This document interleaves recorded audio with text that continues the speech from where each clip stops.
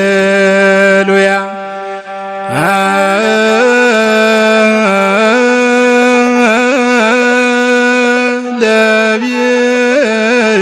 ለቤተ ክርስቲያን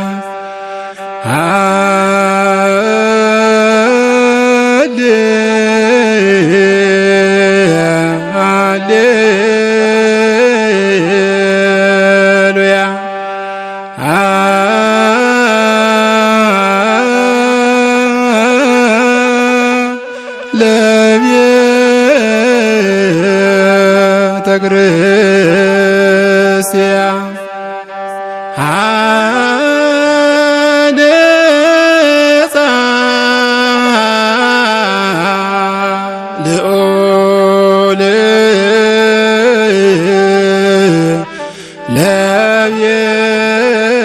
ለቤተ ክርስቲያን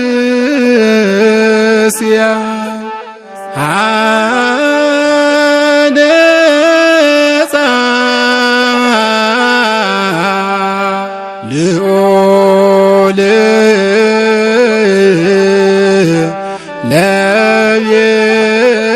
ለቤተ ክርስቲያን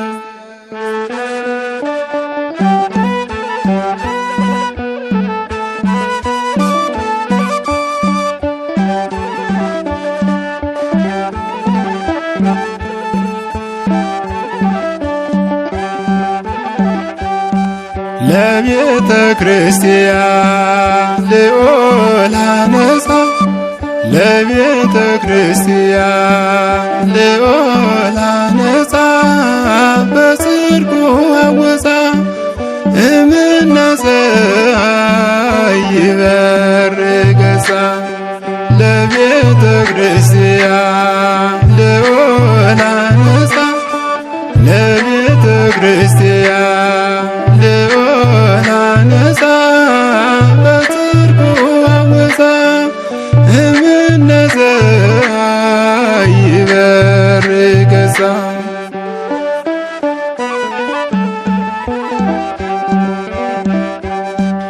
አንድነት ሦስትነት መሰረትሽ ሆኖ ዘመናት አለፉ ምስጢር ተከድኖ የአበው ምሳሌ የነቢያት ተስፋ በአንቺም ተገለጠ በአንቺም ተስፋፋ ለቤተ ክርስቲያን ልዑል አነጻ ለቤተ ክርስቲያን ልዑል አነጻ በጽድቁ አወፃ እምነፀይ ይበር ገጻ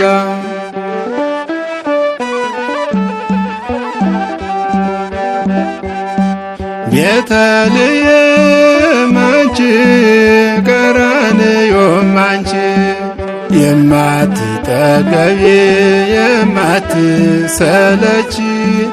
የድነት በራችን የምስጢራት አውድ ቤተ ክርስቲያን ነሽ አካሉ ለወልድ ለቤተ ክርስቲያን ልዑል አነጻ ለቤተ ክርስቲያን ልዑል አነጻ በጽድቁ አወፃ እምነፀይ ይበር ገጻ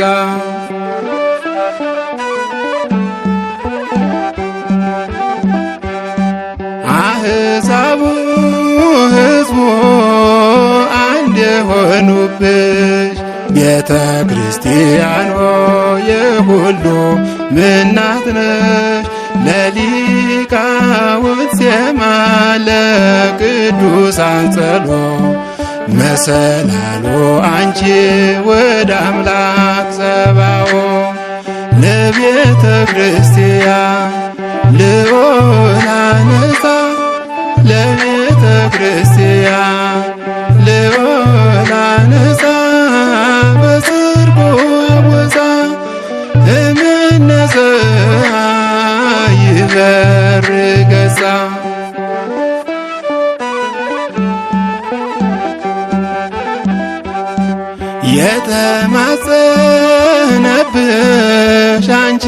የምትጠጋ የክብር ባለቤት ነው በጸጋ ላይ ጸጋ ተብለናልና ወደ እርሷ ገስግሶ ወገኖቻችን ሆይ ይህንን ቃል አትርሱ።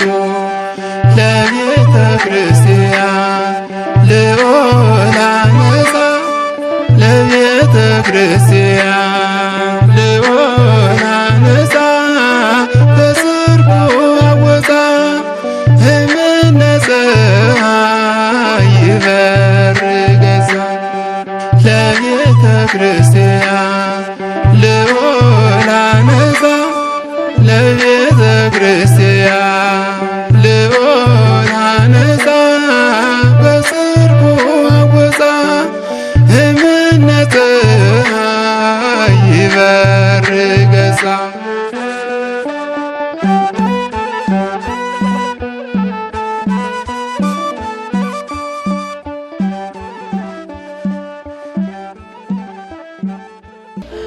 የአበኬ ደብረ ሳህል ቅዱስ ሚካኤል ቤተ ክርስቲያን ከምስረታ እስከ ምረቃ። ከወልቂጤ ተነስቶ ወደ ጉመር ወረዳ ዋና ከተማ አረቅጥ መጓዝ በምድራዊ ገነት ውስጥ የመንሸራሸር ያህል ነፍስን ያስደስታል። ተፈጥሮ አረንጓዴ ካባዋን ደርባ በተራሮችና በሸለቆች ተውባ ጠመዝማዛውን መንገድ ስንጓዝ አይነ ህሊናችን ሰማያዊውን ውበት በምድር ላይ እንዲስለው ያደርገዋል። በተለይ ደጋማው የአየር ንብረት ለጤንነት እጅግ ተስማሚ ነው። የወረዳው መዲና አረቅጥ ስንደርስ የከተማዋ ግርጌ ላይ ተንጣሎ የወደቀ ሰማይ የሚመስለው የአረቅጥ ሐይቅ በደግነት ይቀበለናል።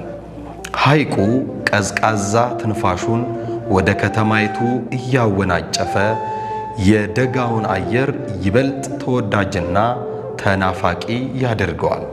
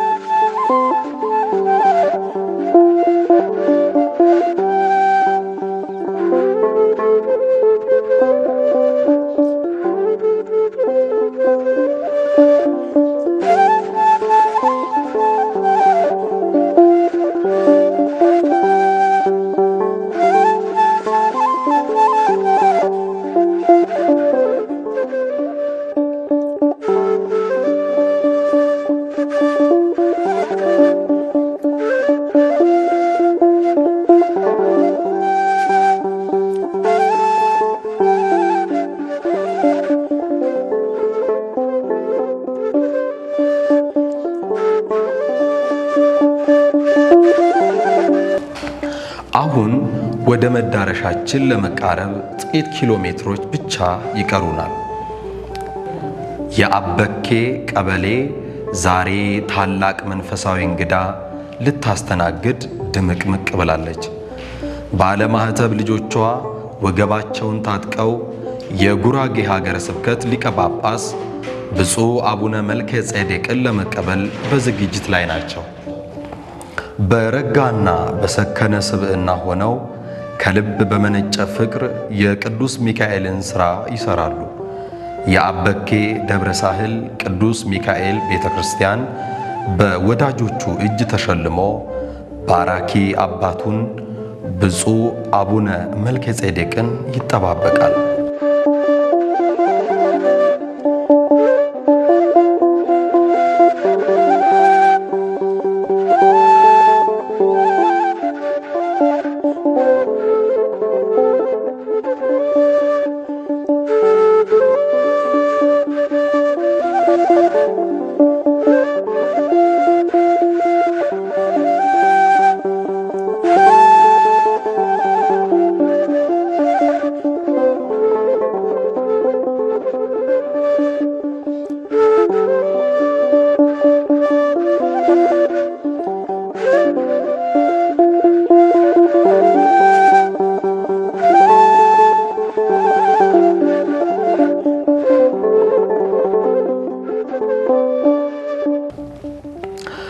አበኬ ብዙ ታሪክ አለው።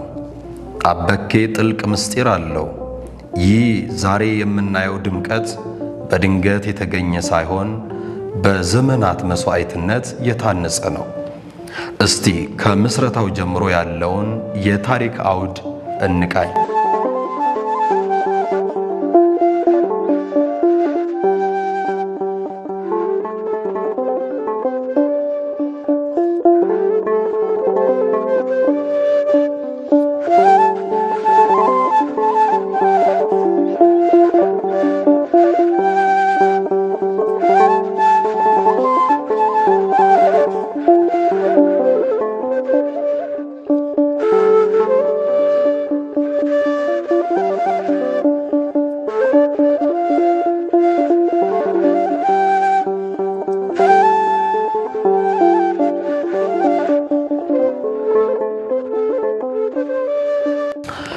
ከአዲስ አበባ በ225 ኪሎ ሜትር ርቀት ላይ የምትገኝ አንዲት ቅድስት ስፍራ አለች።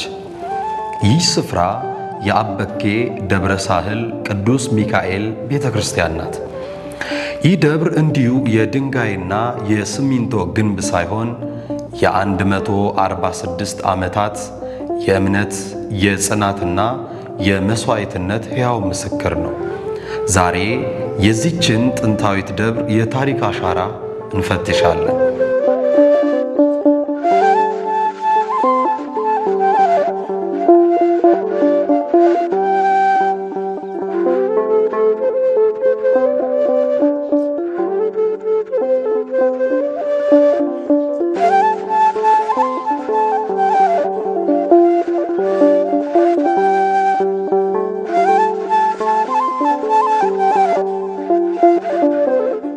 በስመ አብ ወወልድ ወመንፈስ ቅዱስ አሐዱ አምላክ አሜን። ስሜ መላከ ሳህል ቀሲስ ሰይፉ ታምሩ እባላለሁ። የጉመር ወረዳ ቤተ ክህነት ዋና ስራ አስኪያጅና የዚህ ታላቅ ደብር ቤተክርስቲያን አስተዳዳሪ ነኝ። ይህ ቤተክርስቲያን የሚገኘው በጉራጌ ሀገረ ስብከት በጉመር ወረዳ ቤተ ክህነት ስር ነው። ስለዚህ ከወልቅጤ ከዋናው ከሀገረ ስብከት 65 ኪሎ ሜትር ርቀት ላይ ይገኛል። የአካባቢው የአየር ጸባይ ደጋ የአየር ጸባይ ነው። በዚህ አካባቢ ባቄላ፣ አተር፣ ድንች የመሳሰሉት የሚበቅልበት ደጋማ ጥሩ ለምለም አካባቢ ነው። ታሪኩ የሚጀምረው በ19ኛው መቶ ክፍለ ዘመን በታላቁ ንጉሥ በዳግማዊ አጼ ምኒልክ ዘመነ መንግስት ነው። በወቅቱ አካባቢውን እንዲያስተዳድሩ የተላኩት ፊታውራሪ አየለ ስላንተ የሕዝቡን መንፈሳዊ ጥማት ተረዱ። ያኔ ነበር በ1872 ዓመተ ምህረት ከሰሜኑ የሀገራችን ክፍል ከአማራ ሳይንት ወይም ቡልጋ ታቦታተ ሕጉንና ንዋያተ ቅድሳቱን አጅበው ካህናቱ መምህሬ ወልደ ኢየሱስ፣ መምህሬ በትረ ማርያም፣ መምህሬ ኃይለ ሚካኤልና አለቃ እምሩ በእግር ተጉዘው ወደዚች ምድር የመጡት የቅድስት ሥላሴ የመድኃኔ ዓለም የቅዱስ በዓለ ወልድና የሊቀ መላእክት የቅዱስ ሚካኤል ታቦታት በረከትን አንግበው መጡ። መንገዱ ረጅም፣ መጓጓዣው በቅሎና ፈረስ ቢሆንም የአባቶቻችን ፍቅር ግን ከእግሩ መንገድ ይልቅ የበረታ ነበር።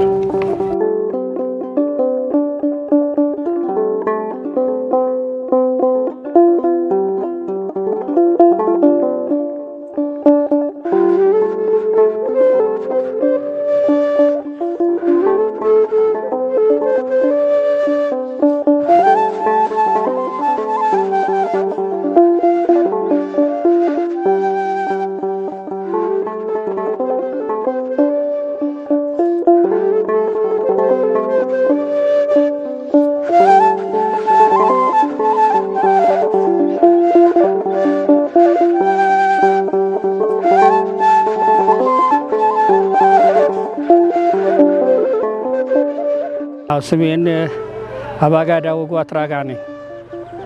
አባጋዳው ጓትራ ገባላለሁ። ያው ትውልዴም እዚሁ ነው። ቅዱስ ሚካኤል የተመሰረተው ከ140 በላይ ይሆናል። በአድዋ ዘመነ መንግስት ነው። በአድዋ ነው እና አድዋ ፍታሬ አየለ የሚባሉ ነበሩ። ያው ይሄ ቤተ ክርስቲያኑ የጊዜው ፍታሬ አየለ የሚሉ ሰውየው ባላባት ነበሩ። የዚህ ሀገር መሬቱን የሰጡት የመሰረቱት እሳቸው ናቸው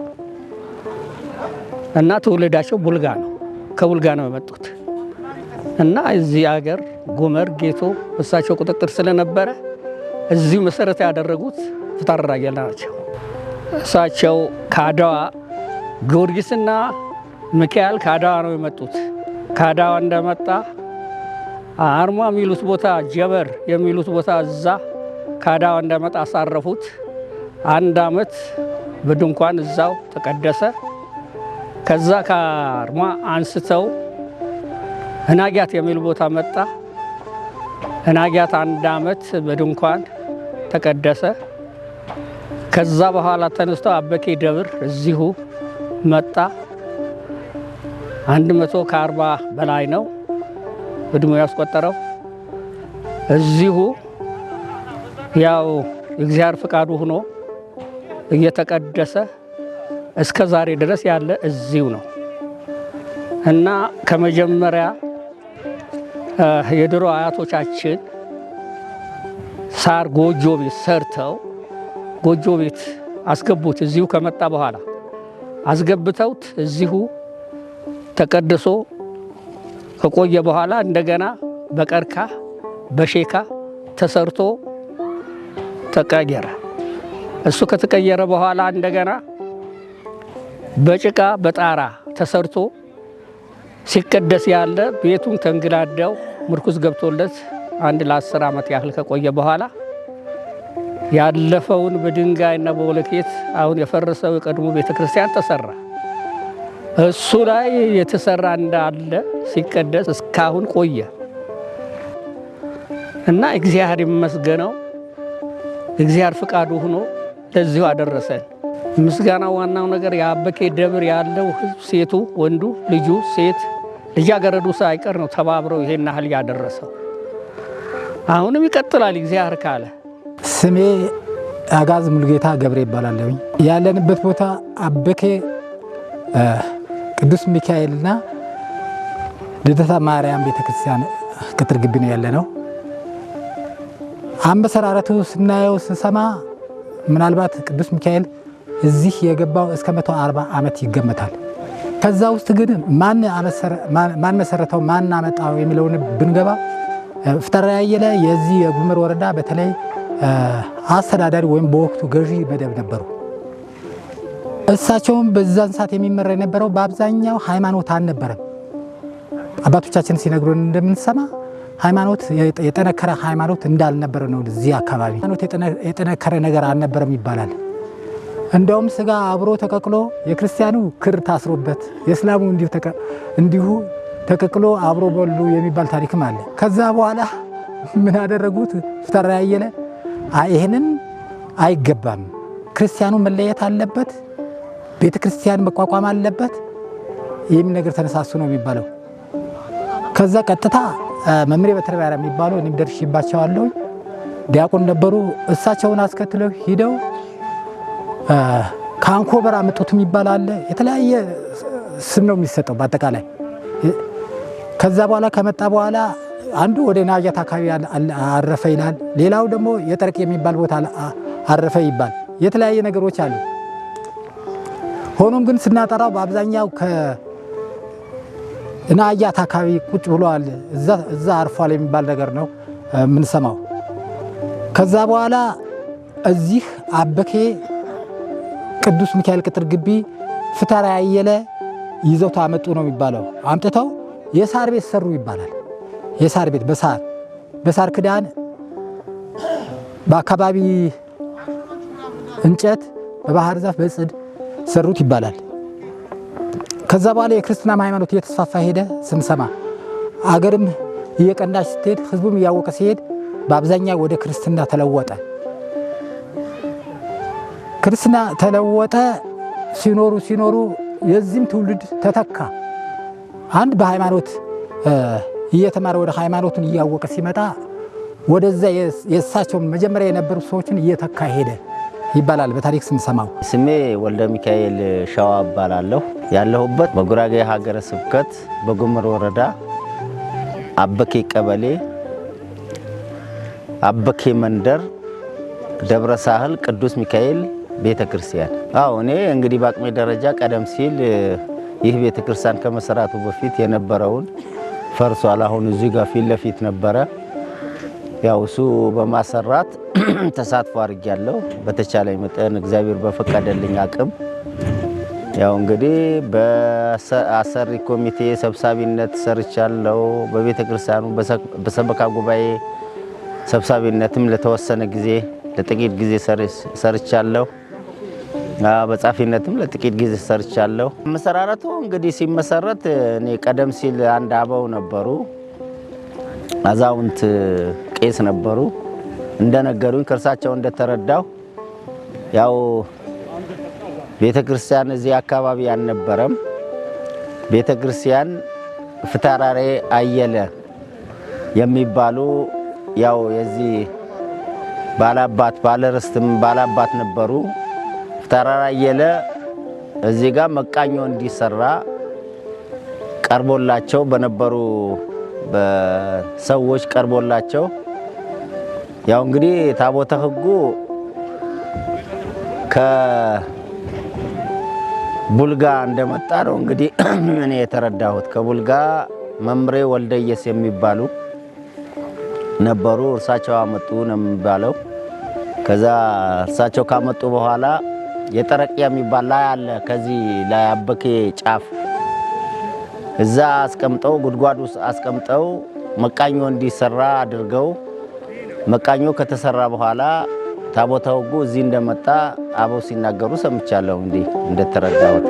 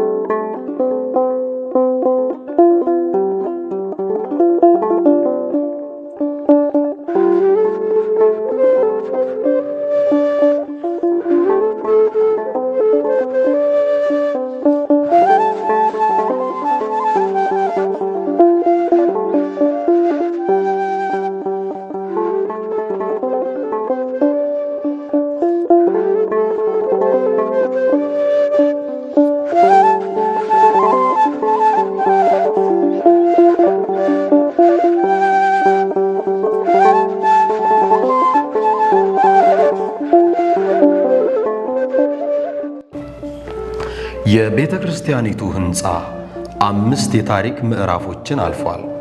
መጀመሪያ በፊት አውራሪ አየለ አማካኝነት በሳር በተሸፈነ መቃኞ ተጀመረ።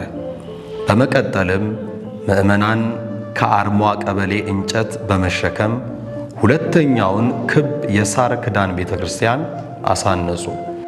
አመሰግናለሁ። ስሜ ክብሩ ደረጀ በአበኬ ደብረ ሳህል ቅዱስ ሚካኤል ቤተ ክርስቲያን የህንፃ አሰሪ ኮሚቴ የህዝብ ግንኙነት ክፍል ዋና ተጠሪ ሆኜ ነው እያገለገልኩ ያለሁት በአሁኑ ሰዓት።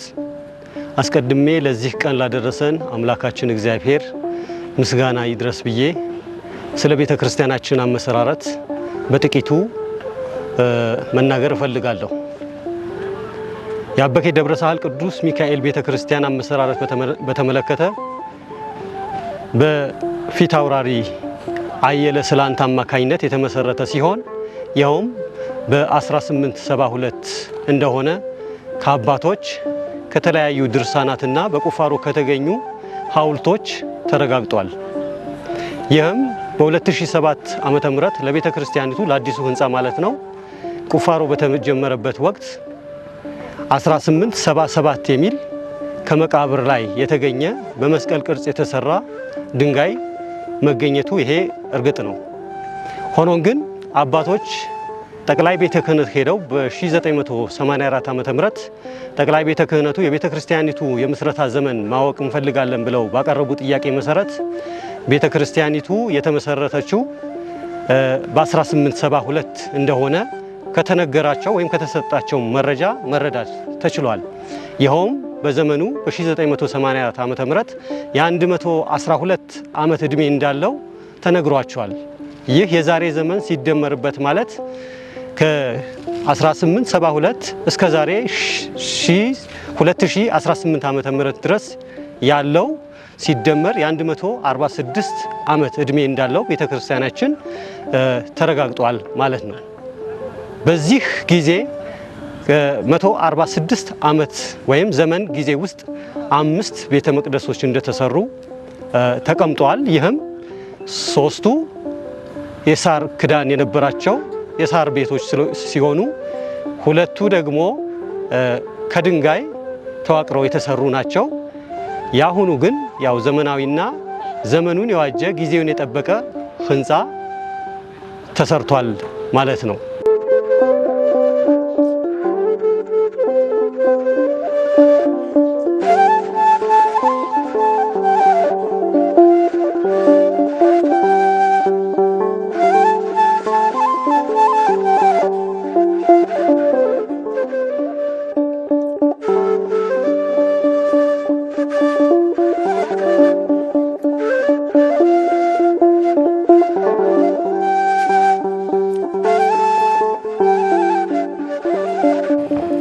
ሶስተኛው የሽግግር ምዕራፍ የተመዘገበው በ1945 ዓመተ ምህረት ነው።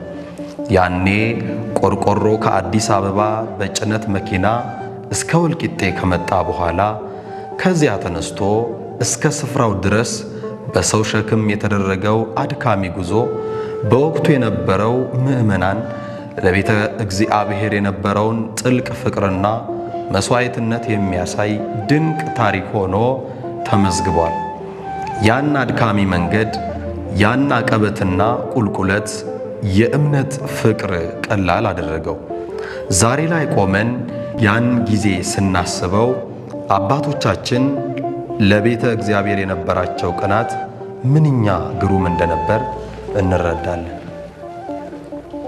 በሂደትም አራተኛው ሕንፃ በብሎኬትና በጥርብ ድንጋይ ተገንብቶ መጋቢት 12 ቀን 1988 ዓመተ ምህረት ቅዳሴ ቤቱ ተባረከ። ያው ይህን ቤተክርስቲያን ያው ጥንታ መሰራረቱ ሌሎችም አባቶችም ገልጸውታል። በአፄ ምኒልክ ጊዜ ፊታውራሪ አየለ የተባሉ አባት መስርተውት ያው ከትውልድ ወደ ትውልድ ሲቀባበል እስከ ዛሬ ድረስ ደርሷል። ከዚህ በፊት የነበረው ቤተክርስቲያን 1980 መጀመሪያዎቹ ቤት ተጀምሮ 1988 መጋቢት 12 ተባርኮ ግልጋሎት ጀመረ።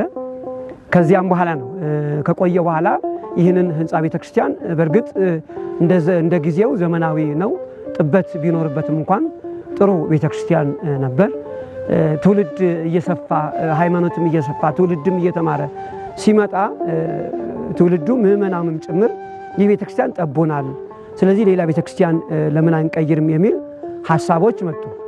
በእርግጥ ከዚህ ሐሳብ በፊት ለዚህ ቤተክርስቲያን የሚሆን አጥር በግንብ ቢታጠር ተብሎ ምዕመናኑ ከሰበካ ጉባኤ ጋር በመነጋገር ድንጋይ እንዲዘጋጅ ተደርጎ ድንጋዮች ከተደፉ በኋላ ይህን ያህል ከሆነ ለምንድን ነው አጥሩን የምናጥረው?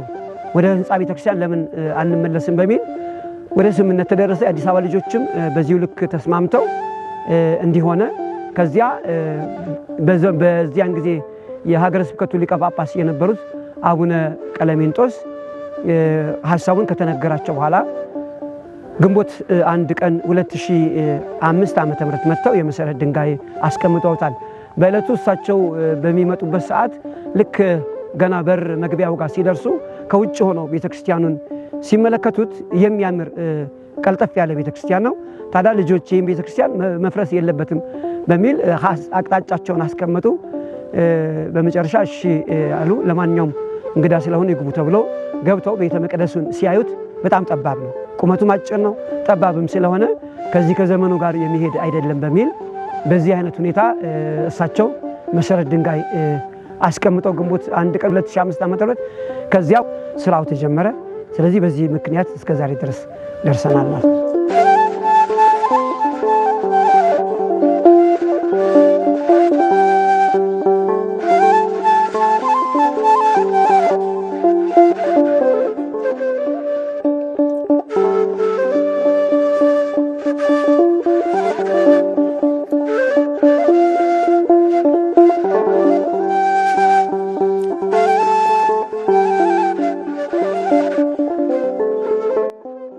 ዛሬ ደግሞ አበኬ አዲስ ታሪክ እየጻፈች ነው። ያ ጥንታዊ ደብር በአዲሱና ግርማ ሞገሱ በተላበሰው ሕንፃ ተተክቷል። ብፁዕ አቡነ መልከ ጼዴቅ በቦታው ተገኝተው ይህን ድካም ሲባርኩ የአበኬ ልጆች ደስታ ወደር የለውም። ይህ ሕንፃ የድንጋይና የሲሚንቶ ስብስብ ሳይሆን የትውልድ አንድነትና የቅዱስ ሚካኤል ጥበቃ መገለጫ ነው። በ1997 ዓመተ ምህረት መጥቶ እዚሁ የመሰረተ ድንጋይ ተቀመጠ። የአሁኑ ትውልድ የቤተ ክርስቲያን ሲጀምረው ይሄን ያህል ግዙፍ አንችለውም፣ እንዴት ተደርጎ ይሄን ይሰራል ብለን ስንል አይ የኛ በስፋት ያዝነው የኛ ባንጨርሰው ልጆቻችን ይጨርሱታል ይሰራ ተብሎ ተጀመረ። ይሄ ሕንፃ ከተጀመረ የው እየተሰራ ያለ በልጆቹ ኃይል በአበኬ በደብሩ ኃይል በሴቱ በወንዱ በትብብር ለዚሁ ደረሰ። እግዚአብሔር ለዚሁ አደረሰ።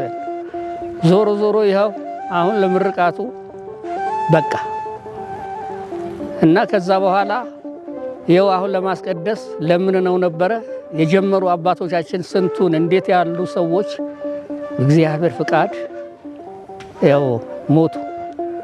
የኛ ደርሶናል። እግዚአብሔር ይመስገነው ደርሰናል። ይሄን ያህል የሚካኤል ገድልነቱ እሱን ጓደኛው ሲመጣ ካዳዋ ሲመጣ ጊዮርጊስ አብረው ከሱ መጥቶ ነበር። ያ ጊዮርጊስ የጀንበሩ ላይ ቆየ። አሁንም አለ። የኛ የገበር ነበር እዛው ያስቀደስ ነው። ደርግ ሲገባ ድረስ በእኛ ቁጥጥር ነበረ የጀንበሩ እና ደርግ ከገባ ወደዛ ዞረ። አሁንም አለ ጊዮርጊስ አብረው የመጡ ናቸው።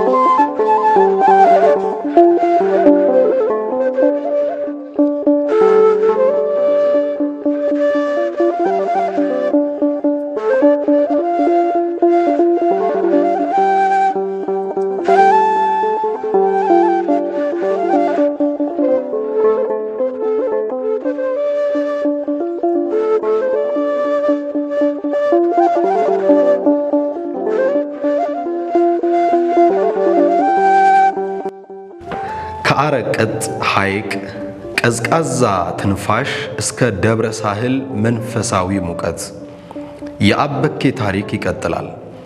አባቶች የወረወሩት የፍቅር መሰረት ዛሬ በልጆቻቸው እጅ አሸብርቋል። አበኬ ደብረ ሳህል የዘመናት የእምነት ተራራ ሆኖ ለዘላለም ይኖራል። በቀጣይ የአዲሱን ሕንፃ ቤተ ክርስቲያን ከመሰረት እስከ ቅዳሴ ቤት ይዘንላችሁ እንመጣለን። ለዛሬ በዚሁ አበቃን። ሰላም እግዚአብሔር ይብዛላችሁ። አሜን።